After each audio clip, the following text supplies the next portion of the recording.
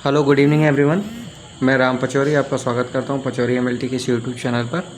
आज मैं आपको बताने वाला हूं ट्रांसफ्यूजन रिएक्शन का एक रिपोर्टिंग फॉर्म, जो कि अगर किसी पेशेंट के अंदर ट्रांसफ्यूजन रिएक्शन हो जाता है तो उसको आप जो है जिस हॉस्पिटल में उसका ब्लड चढ़ाया है वहाँ से रिपोर्टिंग फॉर्म भर करके और रिगार्डिंग जिस ब्लड बैंक से वो ब्लड आया था उसको भेजना होता है, ताकि वो उसका जो है चेकअप करके और पता कर सके कि मिस्टेक या जो भी प्रॉब्लम है वो कहाँ पर हुई है। ठीक है, तो देखिए सबसे पहले ट्रांसफ्यूजन रिएक्शन समझ लें। ट्रांसफ्यूजन रिएक्शन क्या है? मेनली किसी भी पेशेंट के अंदर जब ब्लड की नीड होती है और हम पेशेंट को ब्लड चढ़ाते हैं तो उस टाइम पर पेशेंट के अंदर ब्लड चढ़ाने के बाद बॉडी के अंदर किसी टाइप का कोई रिएक्शन होता है, जो कि आपको सिम्टम्स के रूप में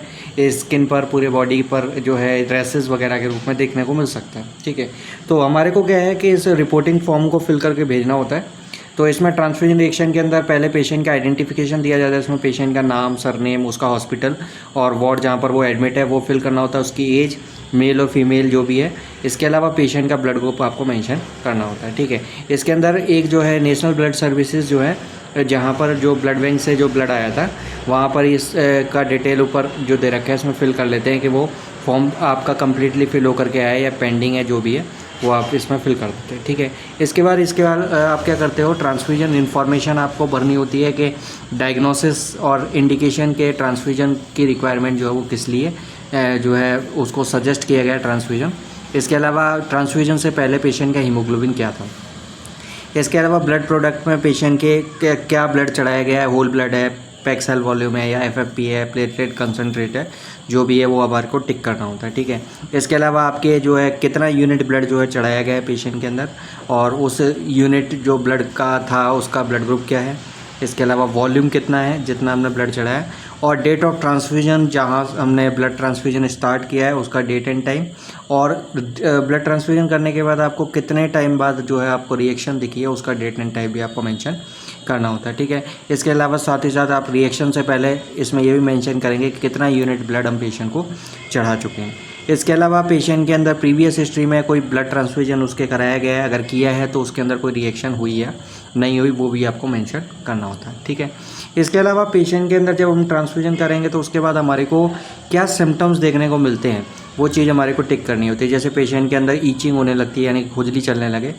चिल्स होने लगे यानी सर्दी लगने लगे, बुखार आ जाए, पेशेंट के अंदर नोजिया हो सकता है, इसके अलावा रैसेस हो सकते हैं, अर्टिकेरिया यानी कि आपके जो है रेड से स्पॉट जैसे देखने को मिले हैं, डिस्पनोइया हो सकता है यानी कि पेनफुल ब्रीदिंग हो सकती है, इसके साथ ही साथ चेस्ट पेन हो सकता है, एंजाइटी हो सकती है पेशेंट को, रेस्टलेसनेस हो सकता है, पैल्पिटेशन हो सकता है, हाइपोटेंशन हो सकता है, इसके अलावा बैक ऑफ फ्लैंक पेन हो सकता है, ऑलिगोयूरिया हो सकता है, इसके अलावा डार्क यूरिन, अनएक्सप्लेनेड ब्लीडिंग भी हो सकती है, अनएक्सप्लेन ब्लीडिंग, और इसके अलावा अदर कई कॉजेज़ भी आपको देखने को मिल सकते हैं। ठीक है, इसके अलावा मैनेजमेंट में आपको मेंशन करना होगा कि किसी पेशेंट के अंदर अगर सिम्टम्स दिख रहे हैं तो हमारे को आउटकम हमारे को क्या मिला, पेशेंट के अंदर रिकवरी उसकी हो पाई, रिकवरी में उसको कॉम्प्लिकेशंस हुए, पेशेंट की डेथ हो गई।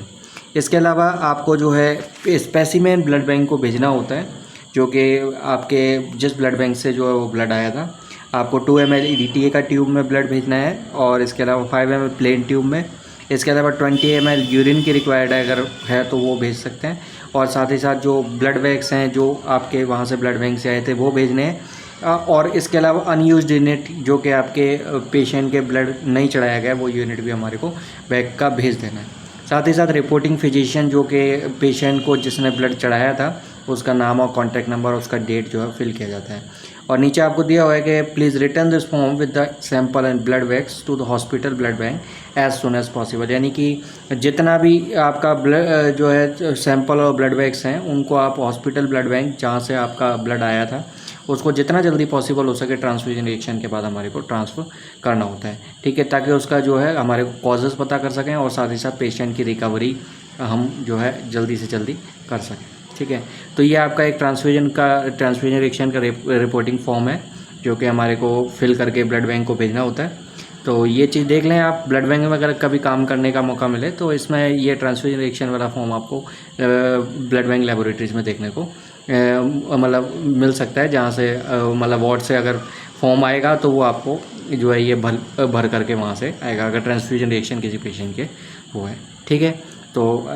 नेक्स्ट वीडियो में ट्रांसफ्यूजन रिएक्शन के और टाइप्स के बारे में भी जानेंगे। तो थैंक यू सो मच।